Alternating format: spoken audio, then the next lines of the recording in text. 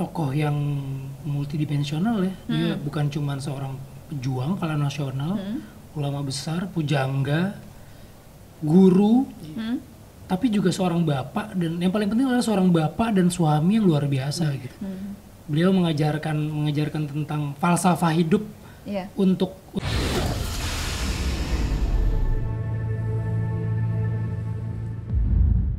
Hai guys, welcome back di Bukan Bincang Biasa bersama aku Nadia Alaidrus. Dan di episode kali ini aku bersama dengan Kak Vino G. Bastian. Oh my god Kak, aku mimpi apa ya semalam, akhirnya Bukan Bincang Biasa didatengin gitu dengan seorang Vino G. Bastian. justru nggak mimpi apa-apa makanya datang gitu ke sini. Oh, iya juga sih ya. Iya.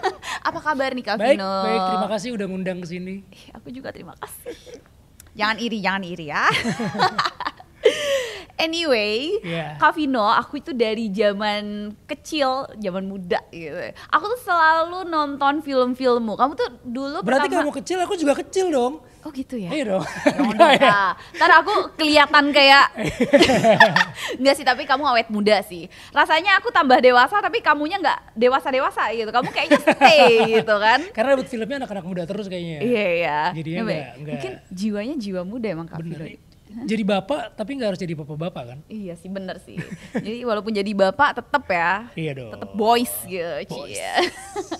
Apa kabar nih? Baik, baik banget. Alhamdulillah baik banget. Iya, Kak Vino, dulu itu kalau boleh tahu nih, awal pertama kali kamu itu main film itu apa dan tahun berapa sih? Dulu awal main film itu, film pertama itu keluar kalau nggak salah tahun 2023 deh. 2023, 30 Hari Mencari Cinta dulu. Kok 2023? 2003. Nah, 2003. 2003. 30 Hari Mencari Cinta judulnya. Oke. 2003 atau 2004 lupa, pokoknya antara 2 tahun itulah. Itu film pertama.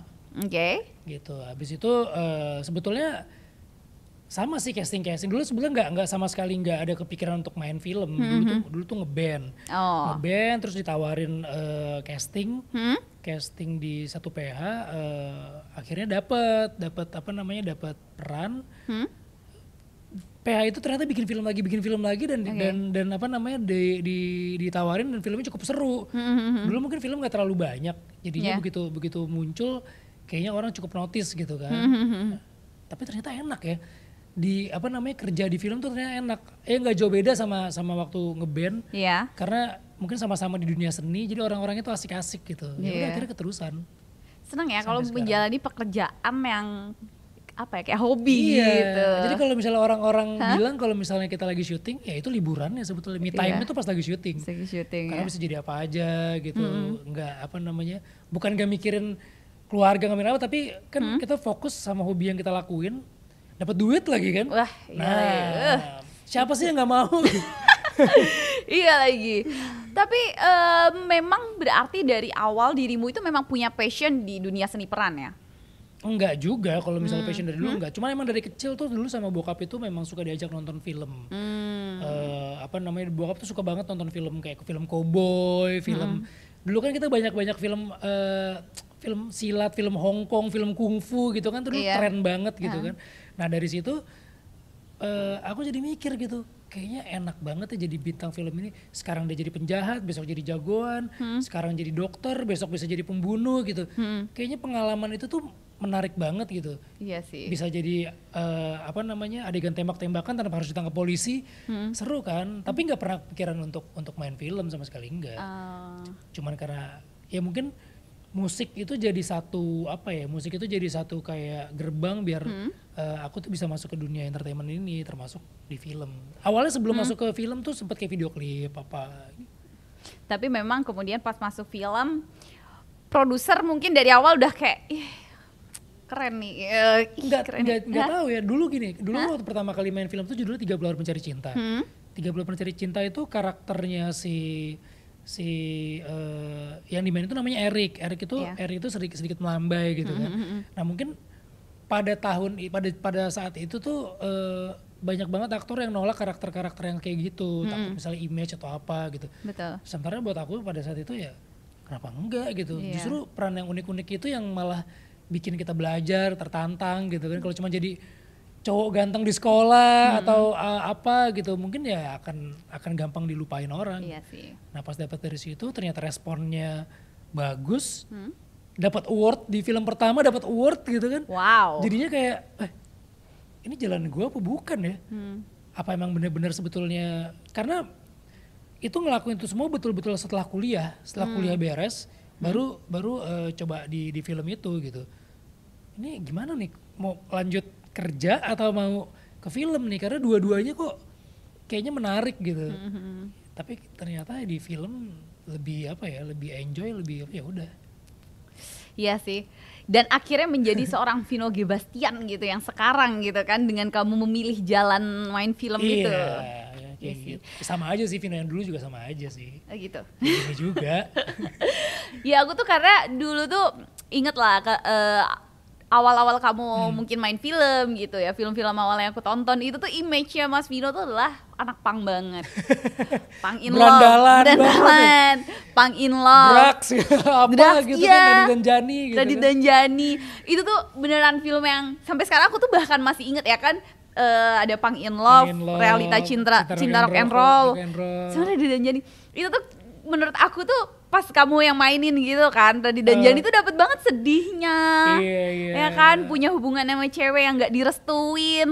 Dulu kan kayaknya kan apa namanya, karakter-karakter rebel atau bad boy apalah sebutannya itu kan dulu kayak nggak banyak gitu kan di film. Jadi kayaknya begitu ada satu film yang menyuarakan suara anak muda, yang speak up, yang pemberontak, itu kayaknya jadi sesuatu yang apa namanya, yang jadi pandangan orang semua ke situ gitu.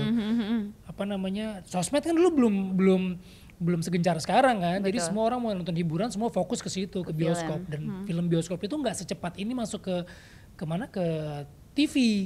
Jadi semua emang orang benar-benar pengen nonton bioskop, pengen benar-benar dia milih siapa yang akan dia tonton. Lebih effortnya lebih besar lah. Bener sih. Mungkin itu kali yang bikin jadi orang tuh inget, bukan cuma inget nonton siapa aktornya, tapi inget dulu tuh gue nonton ke bioskop, beli tiket ini, filmnya si ini. Nah dari situ jadi apa namanya, mungkin orang inget sampai sekarang. Ke bioskop, datangnya sama siapa, itu inget sih. Bener. Lo. Lu nontonnya di mana? Radhi dan Jani. Ya apalah, maksudnya di Jakarta atau di kota lain? Enggak, aku kan masih di Jogja Mas waktu itu. Oh di Jogja, oke. Tapi ya bener, aku effort itu datang ke bioskop gitu. Iya kan, bener kan? Iya bener. Karena kita gak bisa dapetin film kayak gitu di TV kan? Betul. Gitu. Nice lah. Tapi ada gak sih peran yang kamu rasa selama kamu main film gitu, jadi aktor, paling susah gitu?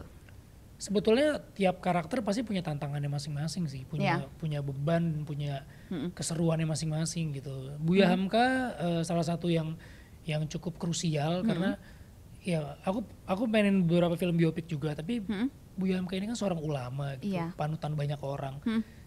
Ya kita nggak bisa salah menggambarkan sosok Buya ini gitu sebetulnya, karena aku juga kepengen ketika orang lihat walaupun nggak mirip, mau dimiripin siapapun juga nggak mirip, tapi paling nggak perjuangannya dia, apa namanya, visi-visinya dia tentang perjuangan dia untuk Islam, untuk bangsa gitu, untuk keluarga, itu bisa sampai ke penonton. Dan ketika murid-muridnya dia atau santri-santrinya dia ngelihat, aku paling nggak malu-maluin banget sih gitu. Terutama keluarga gitu, keluarga. Jadi ya memang butuh effort yang luar biasa sih di Buya Hamka ini. Berarti sejauh ini, tapi sorry, sebelumnya dirimu pernah nggak sih dapat karakter yang memerankan seseorang? Pernah jadi Krisya. Oh ya, Krisya. Iya, terus pernah apa namanya, Warkop jadi Kasino. Oh iya lagi, iya. Warkop aku nonton juga tuh. Terus ya keseruannya sih beda-beda. Tantangannya beda-beda. Cuman yang tadi kayak aku bilang, ketika dapat peran itu sebetulnya lebih banyak senengnya sih, karena kan kayak liburan ya. Iya. Jadi tantangannya pasti ada, tapi kita sama-sama happy ngejalaninnya, dan ini emang hobi, emang sesuatu yang kita, gimana sih kalau kita ngelakuin sesuatu yang kita seneng, apa namanya, dibayar pula, terus apa namanya, meledak gitu misalnya filmnya, kayak Warkop misalnya apa gitu, itu kan sesuatu yang punya kebanggaan yang bahkan mengalahkan sebuah award gitu. Melihat penonton keluar dari bioskop senyum, ketawa-ketawa, atau misalnya film kita sedih dia nangis, itu kan satu priceless lah ya. Iya, priceless gitu. Maksudnya kita nggak bisa bandingin itu dengan apapun. Iya sih, bener sih. Bisa dibayangkan lah pasti dirimu apa ya? Iya, maksudnya itu adalah kepuasan khusus gitu ya. Tapi di profesi apapun seperti itu. Mungkin yang lain juga ada gitu. Kalau buat aku pribadi, kalau di film ya paling itu ketika orang menonton film kita dengan apa namanya, dengan apa yang kita mau sampaikan mereka dapat, itu seneng banget. Iya sih. Buya Hamka ini syutingnya berapa lama sih Mas? Katanya kan aku dengar temenku aja ada yang dari single sampai anaknya udah gede gitu single kan. Single double, apa triple ya. Jadi triple gitu. Ini syutingnya tuh sebenarnya udah lama, tahun 2018-2019 ya. Jadi jauh sebelum pandemi lah. Bahkan ini banyak banget ya kru kita atau pemain kita yang juga udah almarhumah gitu. Syutingnya sendiri itu sekitar total durasinya itu 6 bulan. 6 bulan tuh kepisah antara kita misalnya dari satu kota ke kota lain. Nah emang ada sedikit terhambat ketika dari Indonesia mau syuting ke Kairo. Karena waktu itu di Kairo itu lagi ada konflik politik. Jadi visanya itu susah tembus untuk sana gitu. Nah totalnya mungkin sama break-breaknya tuh 6 bulanan sih, lumayan lama. Iya lama, apalagi dia ada beberapa part kan. Iya, jadi memang ini filmnya tuh sebetulnya trilogi. Dari masa Hamka setelah menikah sampai sebelum kemerdekaan. Nah part yang kedua ini judulnya volume 2 ini judulnya Hamka dan Siti Raham. Ya dari judulnya aja udah kegambar sih bahwa ini tentang kisah hidupnya mereka, perjuangan mereka, saling support antara suami dan istri gitu. Si suaminya berjuang, istrinya menjaga keluarga gitu. Nanti yang part ketiga terakhirnya justru kita mundur ke belakang, ke prequelnya. Jadi ketika Hamka itu baru lahir sampai gimana sih Hamka kok bisa memutuskan untuk belajar, sekolah dan menjadi ulama gitu. Di situ.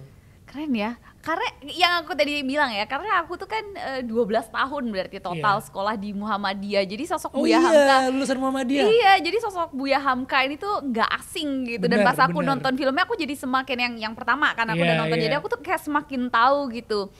Ya perjuangan orang dulu tuh emang untuk memperjuangkan negara dan agama gitu kan. Itu nggak main-main gitu. Dan kita sekarang aja kan kita kayak baru dikit ini sedikit gitu udah mundur gitu, udah udah nyerah gitu. Sementara mereka yang dulu dengan segala keterbatasan harus berjuang gitu, kadang-kadang sehari makan besok nggak makan gitu. Tapi mereka tetap tetap luar biasa gitu. Mudah-mudahan di film ini bisa memunculkan Hamka baru lagi, melahirkan Hamka baru lagi biar Indonesia tetap keren terus.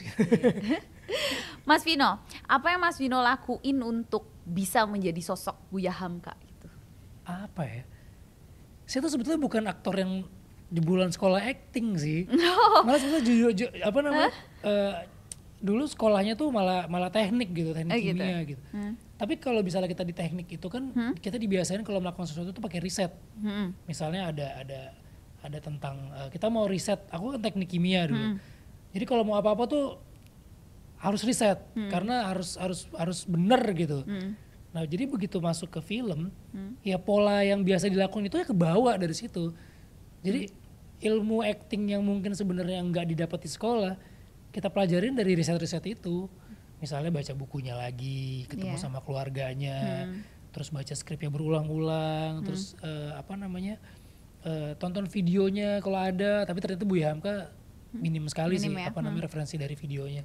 Ya udah dari situ kita juga bisa tahu, oh ternyata Hamka muda tuh seperti ini, Hamka yang udah menikah seperti ini, Hamka yang udah lanjut usia seperti ini. Nah dari situ kita obrolin lagi ke sutradara, ke keluarga, oh ya ini oke gitu. Ya udah kita jalanin gitu. Jadi berarti mulus aja lah ya langsung dipilih sosok Kak Vino untuk menjadi Buya Hamka gitu. Nggak tahu, mulus nggak mulus itu nggak tahu. Pokoknya tiba-tiba kaget juga.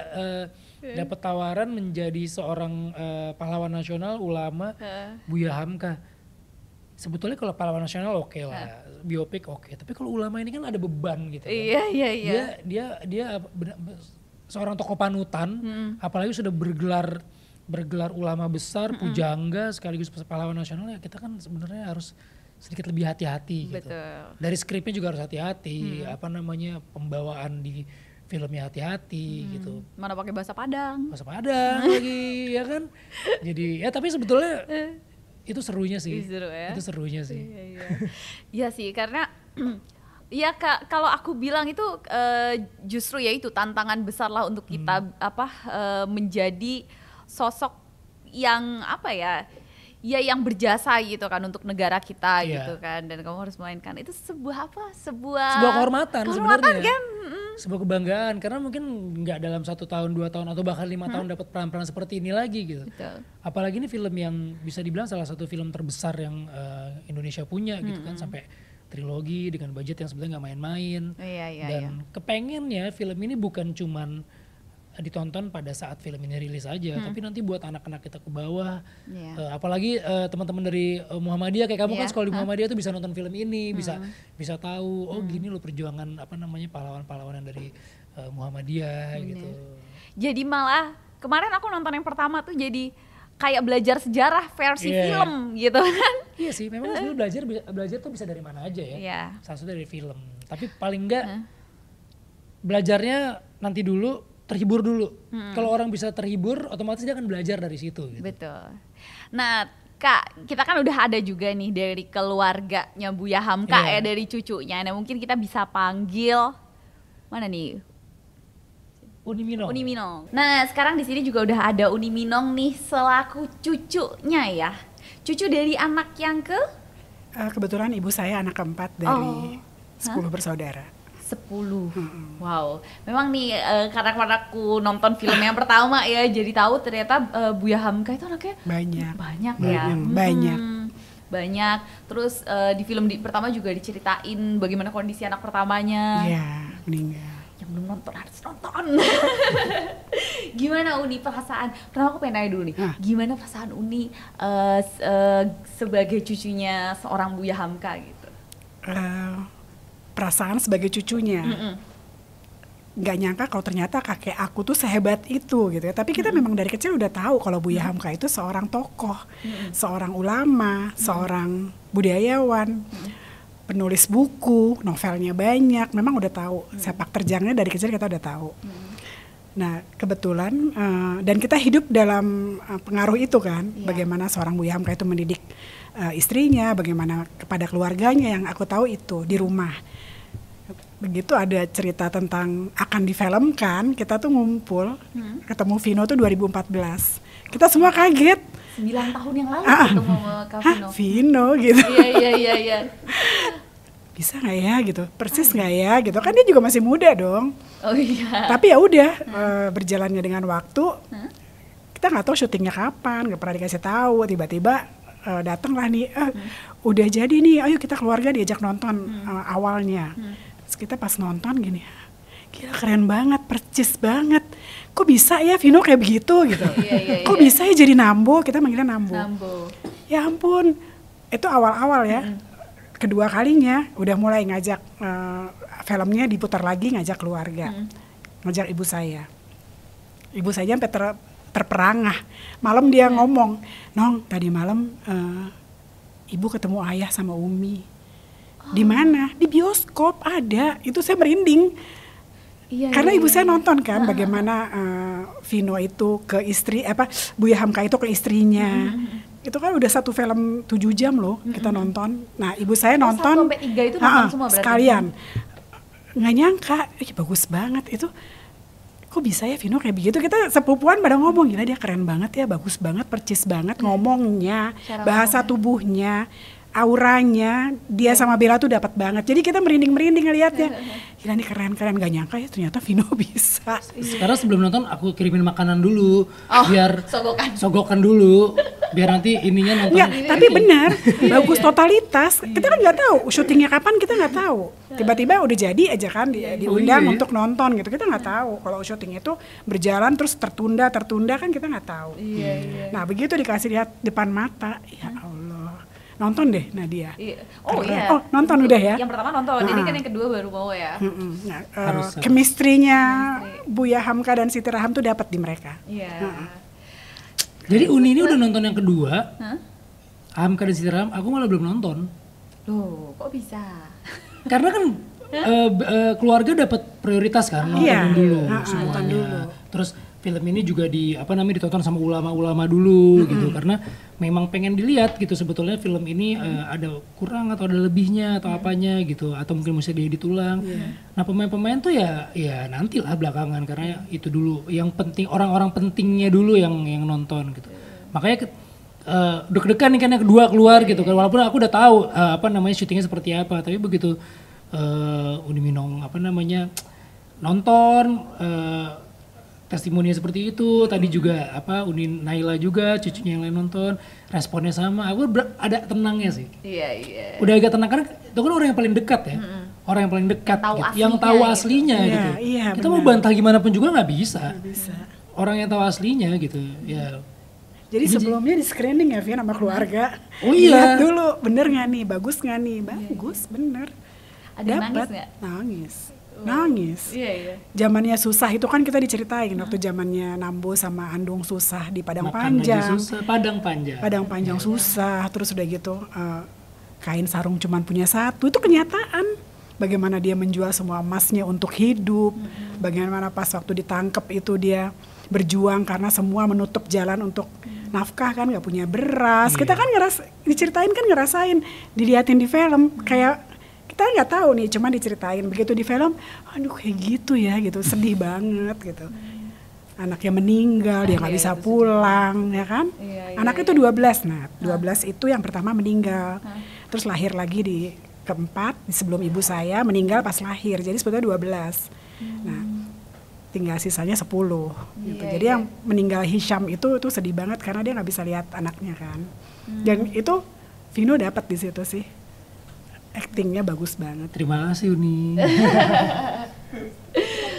Nah kalau Uni sendiri selama hidup, ada nggak momen yang paling Uni ingat sampai sekarang sama Nambo? Banyak Nadia, banyak sekali karena saya dekat sekali sama Nambo. Oh iya. Sedih nih. Nggak apa-apa. Cerita dong.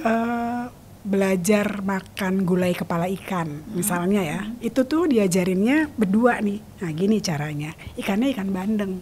Ikan bandeng itu kan durinya banyak, susah kan. Nah kita kalau orang Sumatera tuh, orang Padang tuh namanya dipange. Pange itu gulai kuning pakai kacang panjang, ikannya tuh dipotong-potong. Ini bagian yang enak, ini kepalanya caranya makan gini. Duri itu ada di mana aja tuh diterangin sama dia. Mungkin di antara semua sampai ayah saya bingung kenapa sih dia kalau makan ikan bandeng kok pinter banget nggak ada durinya. Karena tahu susunannya tuh diajarin Nambo. Setiap dia pergi ceramah, kalau saya nggak sekolah, saya ikut ke Cirebon, ngawinin orang masuk Islam, ceramah, yang nggak dikasih duit dikasihnya telur asin, ngalamin. Pulang tuh cuma buat telur asin misalnya, atau pulang tuh cuma bawa nasi kotak misalnya. Ikut ceramah ke RRI, dititipin di kantin, ngalamin. Berarti memang sedekat itu ya dulu. Dan dia tuh kalau di rumah ya jadi seorang kakek, bukan jadi seorang hamka yang sayang sama cucunya, yang sini cium dulu satu. Gitu. Nah cucunya berarti banyak kan? Banyak. Dan yang lahir setelah beliau meninggal pun banyak. Kita semua jumlahnya sekitar 33. Sekarang ya. Iya, kalau lebaran ramai banget ya. Banyak sih momennya Nadia. Oh gitu. Nah, tapi kalau Uni sendiri sempat baca dulu nggak naskahnya pas sebelum difilmin? Enggak ya? Itu ibu kita, generasi kedua yang ketemu. Sekarang udah pada sakit. Tapi memang dengan difilmkannya Buya Hamka ini, keluarga memang dari awal memberikan izin ya? Iya, memberikan izin dan nggak menyangka hasilnya sebagus ini, sewow ini gitu. Sukses berarti. Sukses, alhamdulillah. Mudah-mudahan ya. Amin. Alhamdulillah. Kalau sosok Buya Hamka sendiri, kalau Mas Vino mendeskripsikan itu seperti apa sih? Wah, beliau tokoh yang multidimensional ya. Dia bukan cuma seorang pejuang kala nasional, ulama besar, pujangga, guru, tapi juga seorang bapak, dan yang paling penting adalah seorang bapak dan suami yang luar biasa gitu. Beliau mengajarkan tentang falsafah hidup untuk keluarganya, untuk untuk masyarakat gitu. Itu kalau kita baca buku tentang falsafah hidupnya dia tuh luar biasa banget. Jadi guru yang lintas generasi gitu. Mungkin kalau misalnya dibilang beliau tuh jadi bapak konten kreator pertama kali di Indonesia ya, karena pada zamannya aja dia udah podcast kayak begini tuh dia udah ada, walaupun belum ada kamera, dia di RRI itu udah ada. Terus di TVRI dia udah ada kasih ceramah. Terus dia menulis juga, bukunya banyak, dan bukunya itu bukan cuma novel romance, tapi ada ada tentang agama, tentang politik, jadi semuanya itu udah banyak. Dan karya-karyanya dia difilmkan, box office juga gitu. Dan sekarang dia autobiografinya dia difilmkan. Jadi apa yang belum pernah dibuat sama Buya Hamka gitu. Sejarahnya beliau itu udah terbuka sangat lebar. Kita mau cari apapun tentang Buya Hamka tuh juga banyak. Bahkan banyak banget quote-quote beliau yang sekarang itu bermunculan di sosial media, yang dipakai sana sini, orang nggak tahu ini quote siapa gitu. Padahal semua quote-nya dia gitu. Kak Vino tahu ya? Tahu ini aku. Dan dia tahu. Dia wartawan. Dan dia wartawan. Banyak ya ternyata. Jurnalis.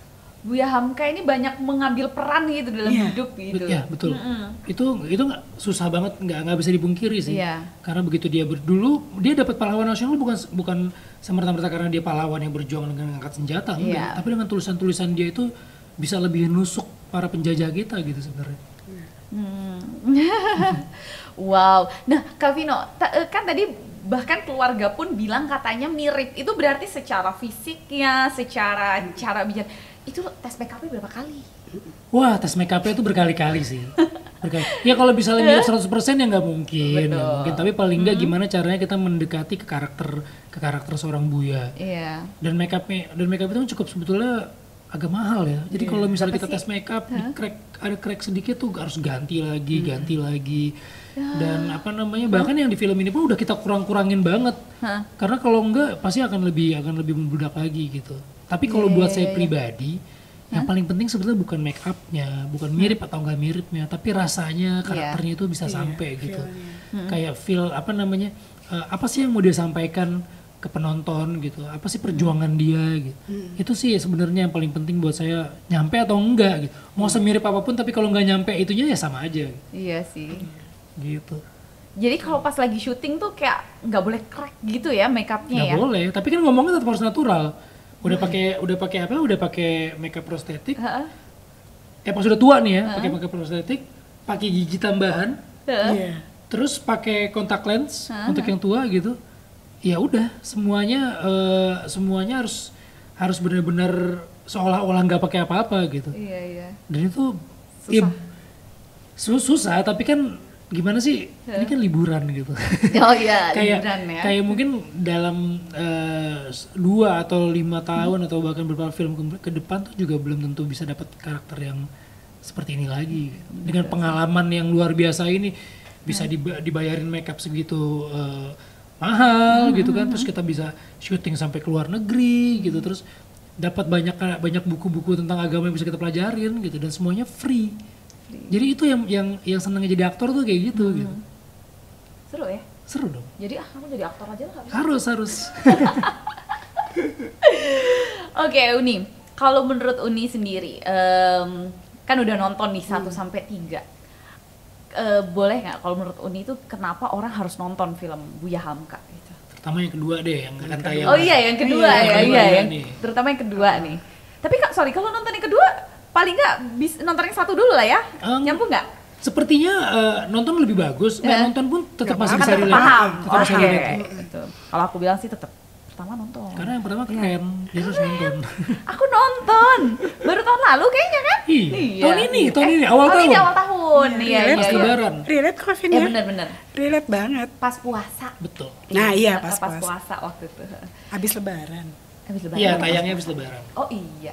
Nah, coba deh Uni, boleh nggak cerita kenapa orang harus nonton film Buya Hamka ini? Yang kedua. Ya. Untuk melihat, jadi gini, film kedua ini kan bagaimana Buya Hamka bersikap atau mengurus keluarganya, perilaku dia terhadap keluarga, istri dan anak-anaknya. Kita lihat zaman sekarang aja deh Nadia ya, bagaimana sepasang suami istri atau keluarga itu kan banyak yang tidak utuh. Itu dimulai dari apa sih? Bagaimana menjadi seorang laki-laki, kepala keluarga, menjadi ayah, menjadi suami.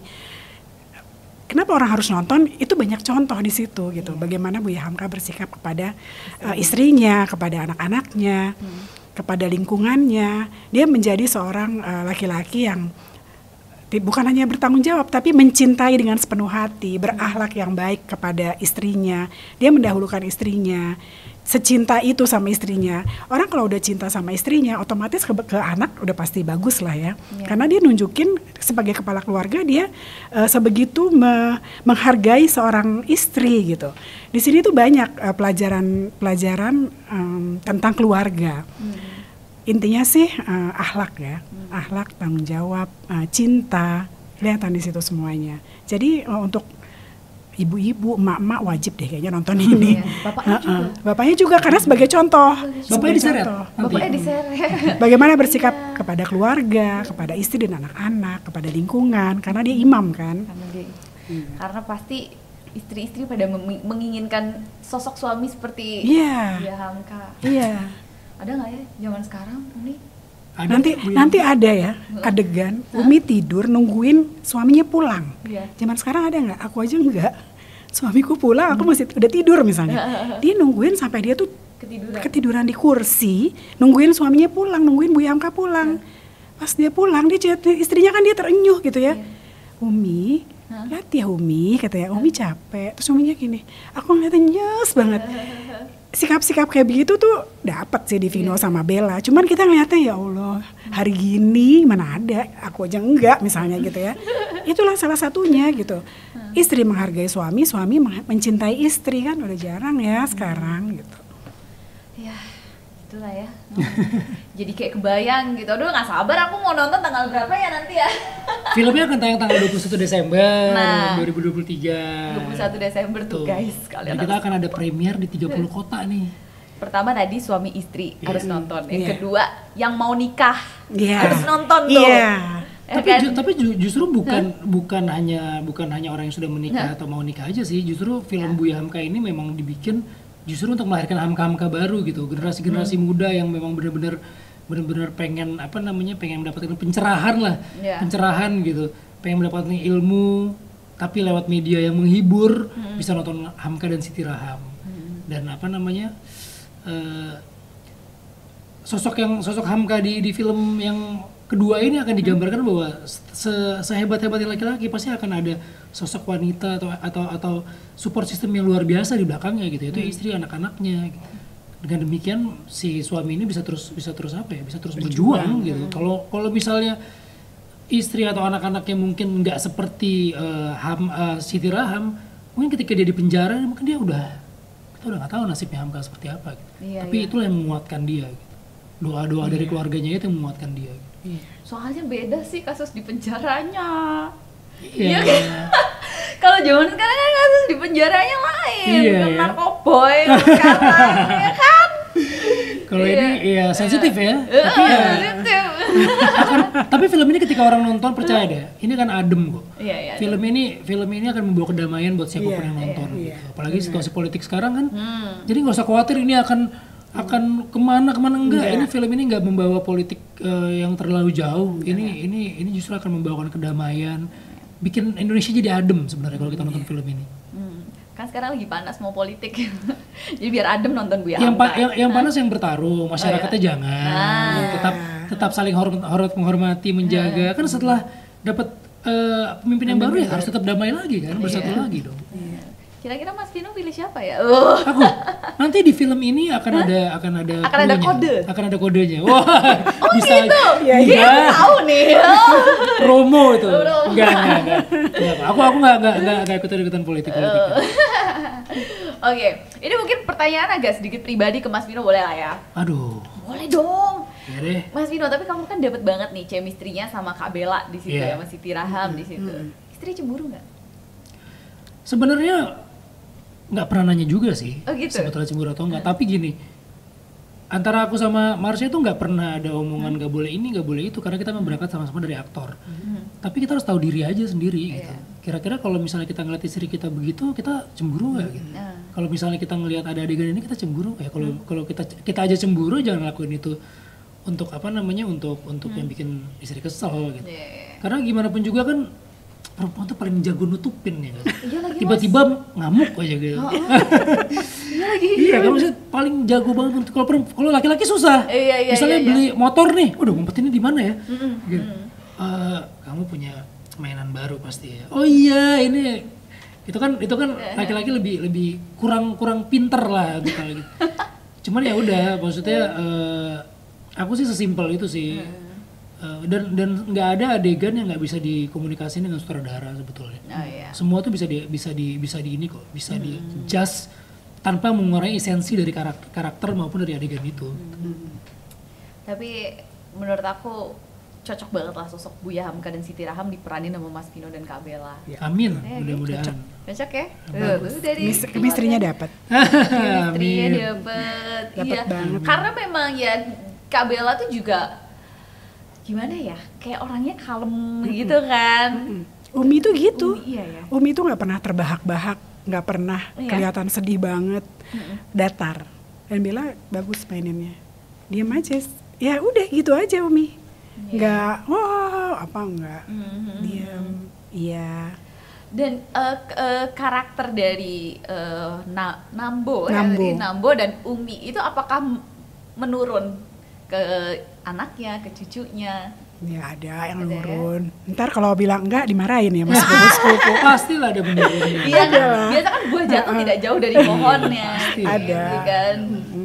Ya, begitulah memang apa ya? Kalau aku bilang sih sosoknya tadi ya Buya Hamka itu yang memang harus jadi panutan tuh karena ya tidak hanya mungkin dari akademisnya gitu ya, tapi bagaimana dia bersikap ke keluarganya, itu yang sangat perlu dicontoh. Bagaimana menyerap ilmu ya, Vin? Menyerap ilmunya itu. Dan yang paling penting adalah sebetulnya masalah akhlak sih. Maksudnya film ini tuh bukan hanya untuk Muslim. Jadi film ini tuh memang dibuat untuk apa namanya semua kalangan gitu. Semua kalangan, bahkan produser kami pun juga ada yang non Muslim, tapi beliau memang sangat mengidolakan Buya Hamka karena menurut beliau film ini atau Buya Hamka ini harus diketahui bukan hanya karena beliau Muslim jadi orang Muslim aja yang tahu, tapi semua itu harus tahu gitu. Yang paling penting adalah yang paling gampang adalah soal apa gitu, soal akhlaknya dia. Akhlaknya dia itu yang begitu lembut. Ketika dia mendapatkan fitnah, cobaan, ujian, dia tetap sabar. Paling nggak kita belajar untuk diri kita sendiri lah. Nggak perlu sampai gue abis ini langsung pengen jadi Buya Hamka. Pelan-pelan aja lah. Paling nggak step by step kita menjadi orang yang lebih baik gitu. Oh, aku ada satu pertanyaan untuk Mas Vino. Ada nggak dari dirimu yang berubah sebelum dan sesudah menjalankan peran Buya Hamka? Pasti ada sih. Secara nggak langsung pasti ada. Iya kayak misalnya cara kita bersikap, cara kita memandang kehidupan ini gitu loh. Misalnya kayak Buya Hamka tuh selalu mensyukuri apa yang dia punya. Gitu. Dia tuh tidak pernah misalnya gini. Dia dapatnya rezeki tuh A gitu. Dia nggak pernah bilang harusnya kalau gue kerja itu misalnya gitu ya, gue akan dapat rezeki yang lebih besar. Nah, jadi dia tuh selalu merasa cukup. Jadi ada satu adegan di film pertamanya, dia bilang tidak ada yang seandainya. Gitu. Tidak ada yang seandainya. Jadi ada temennya yang bilang andai aja dulu Buya begini gitu. Beliau langsung motong, tidak ada yang seandainya. Hidup kita, jalan hidup manusia itu sudah diatur sama Allah Subhanahu wa taala gitu. Tinggal kita mau milih yang mana gitu. Jadi nggak ada seandainya, semuanya itu udah dipilihkan jalan-jalan yang terbaik gitu. Jadi kita tuh kadang-kadang masih suka ngeluh, termasuk aku sendiri gitu kan, aduh harusnya tuh gini, harusnya gitu. Enggak. Selama kita udah berusaha, selama kita udah ikhtiar, udah berdoa, dapatnya itu ya udah itu yang terbaik. Karena terbaik buat terbaik di mata Allah itu kan belum tentu terbaik di mata kita kan. Mungkin akan digantikan yang lebih besar lagi, lebih banyak lagi. Itu sih yang aku pelajarin sih sebenarnya. Nggak usah terlalu yang tinggi-tinggi sampai baca tafsir ini enggak. Itu aja sih. Karena itu yang paling sering kita alamin gitu. Aduh harusnya gue kayak gini tuh tadi. Tapi ternyata aku jadi kayak nggak lagi denger omongan dari seorang Vino gitu. Karena kan dulu yang aku lihat anak pang gitu kan. Karena mau promo ini jadi aku harus berubah nih. Enggak. Iya. Keren. Makanya kayak, ternyata Mas Vino seperti ini loh. Oke deh, jadi tadi kita bisa nonton filmnya mulai kapan Kak? Film Buya Hamka Volume 2 judulnya Hamka dan Siti Raham akan tayang serentak 21 Desember 2023 di seluruh bioskop Indonesia. 21 Desember 2023. Tapi kita akan ada gala premier di 30 kota. Pokoknya teman-teman semua langsung pantengin aja Instagram Falcon Pictures atau Instagram aku juga. Itu nanti akan ada nomor teleponnya. Kalau kalian mau nonton di kota-kota tersebut, langsung aja daftar. Kalau misalnya kota kalian gak ada di situ, kalian bisa WhatsApp nomor di situ. Kita mau nih nobar di kota ini gitu. Nanti akan diatur oleh pihak Falcon. Tuh kan. Tuh kalau nggak ada di kota kalian mau diadain loh. Iya. Kapan lagi? Mas Vino datang juga lagi. Insya Allah kalau misalnya memang jadwalnya nggak bentrok dengan kota lain, diusahakan datang. Tuh kapan lagi kan ketemu Mas Vino langsung gitu kan. Oke deh kalau gitu Mas Vino, Uni, thank you so much. Sama-sama udah undang kita ke sini. Aku yang thank you. Uni, aku ya ampun aku udah dulu ngefans sama dia. Iya. Lagi iya kan dari dulu juga nonton episode ngomongnya gitu nih. Iya benar. Tapi tuh episode ngomongnya gitu. Tapi kalau Mas Vino ini beneran karena aku nonton filmmu dari dulu sampai sekarang gitu kan. Dari temennya belum nikah sampai punya anak ya? Iya. Itu Ibu Hamka karena kayak gitu ya aku juga tua juga gue nih. Datang pertama sih masih ABG. Oh gitu. Makanya sempet kayak cocok iya makanya gitu kan. Anak ABG ya gitu. Pas syuting ya Allah mirip. Ya Allah kok sama ya. Sama gitu. ya. Itulah kehebatan makeup artisnya. Iya. Dan ya tetep lah ya. Tetep. Amin. Totalitas. Iya. Oke deh kalau gitu guys, thank you so much buat yang udah nonton Bukan Bincang Biasa episode kali ini bersama aku, Kak Vino dan juga Uni Minong. Jangan lupa buat kalian nonton nih Buya Hamka episode kedua yaitu Hamka dan Siti Raham. Yes, Hamka dan Siti Raham mulai tanggal 21 Desember. Jangan lupa juga buat kalian pantengin nih Instagramnya Falcon Picture dan juga Kak Vino buat tahu ya Kak. Yeah. Buat kapan aja nanti ada promo atau ada nobar. Kalian harus pantengin terus. Tuh, jangan lupa ya. Oke deh kalau gitu guys, thank you so much dan see you, dadah.